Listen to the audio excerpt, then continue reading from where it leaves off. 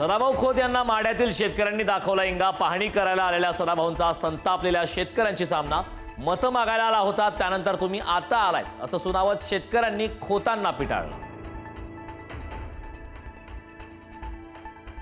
पूरस्थितीत सरकार कुचकामी, हेक्टरी 50,000ची मदत जाहीर करा, उद्धव ठाकरेंची मागणी। पूरग्रस्त महाराष्ट्राला पंतप्रधान मोदींनी 50,000 कोटी द्यावेत। पीएम केअर मधून नेमकी कोणाची केअर, ठाकरेंचा सवाल।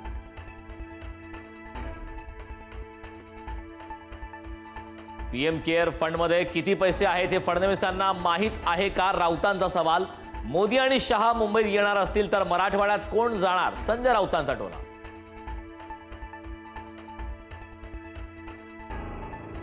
शेतकरी कर्जमाफीबाबत मुख्यमंत्री आणि उपमुख्यमंत्री योग्य निर्णय घेतील, कृषी मंत्री दत्तात्रय भरणेंची प्रतिक्रिया। शेतकऱ्याला जास्तीत जास्त मदत करण्याचा प्रयत्न, भरणेंचं आश्वासन।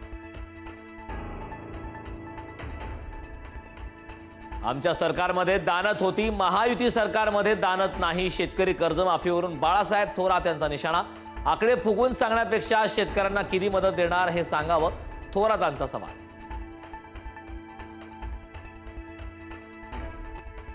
हिंगोलीतील गौतमी पाटीलच्या कार्यक्रमावरून शेतकऱ्यांमध्ये रोष। पावसामुळे जिल्ह्यात विदारक परिस्थिती असतानाच गौतमीचा कार्यक्रम म्हणजे जखमेवर मीठ चोळल्यासारखं, शेतकऱ्यांचा संताप।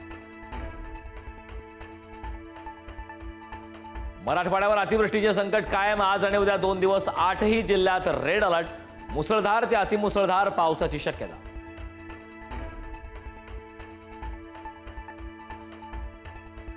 धाराशिवमध्ये मुसळधार पावसाचं थैमान। पावसामुळे सीना कोळेगाव धरणातून होणाऱ्या विसर्गात वाढ। सीना नदीकाठच्या शेतकरी तसेच नागरिकांना सतर्कतेचा इशारा। हिंगोलीत ढगफुटी सदृश्य पाऊस, पाण्यातून दूध आणण्याची शेतकऱ्यांवर वेळ। शेती पूर्णपणे खरडून गेली, शेतकऱ्यांचं उरलं सुरलं सर्वच पीक पाण्यात जाण्याची भीती। नांदेड जिल्ह्यात पावसाचा हाहाकार। कंधार तालुक्यात ढगफुटी सदृश्य, भोजूची वाडी येथे आलेल्या नदीच्या पुरात शेतकऱ्याचा जीव देण्याचा प्रयत्न।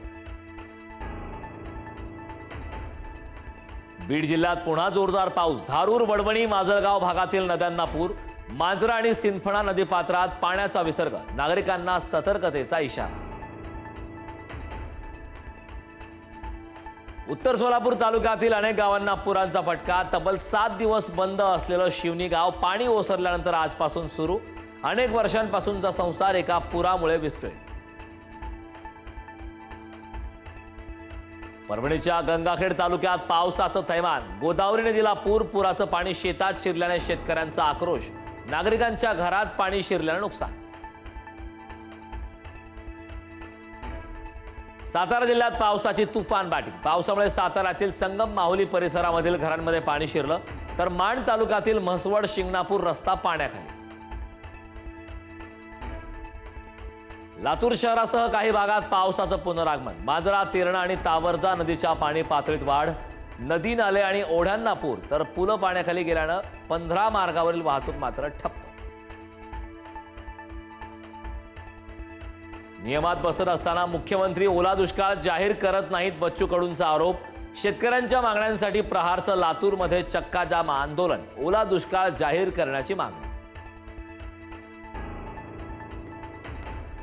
अहिल्यानगरमध्ये लक्ष्मण हाकेंच्या गाडीवर हल्ला। अज्ञात तरुणांकडून हाकेंच्या कारवर हल्ला। अरणगावजवळ काठ्यांनी गाडीवर हल्ला केल्याची माहिती, दोघांना अटक।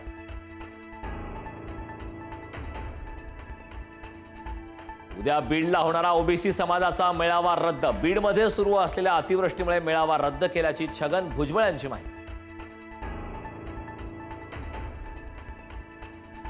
ठाकरेंच्या शिवसेनेचा दसरा मेळाव्याचा दुसरा ट्रेलर प्रदर्शित। शिवाजी पार्कवर होणार ठाकरे सेनेचा दसरा मेळावा।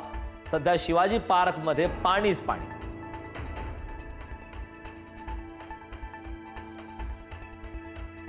धनगर आरक्षणासाठी आंदोलन करणाऱ्या दीपक बोराडेंना मुख्यमंत्र्यांचा फोन। बैठकीला या, चर्चेतून मार्ग काढू, आंदोलन मागे घेण्याचं फडणवीसांचं आवाहन।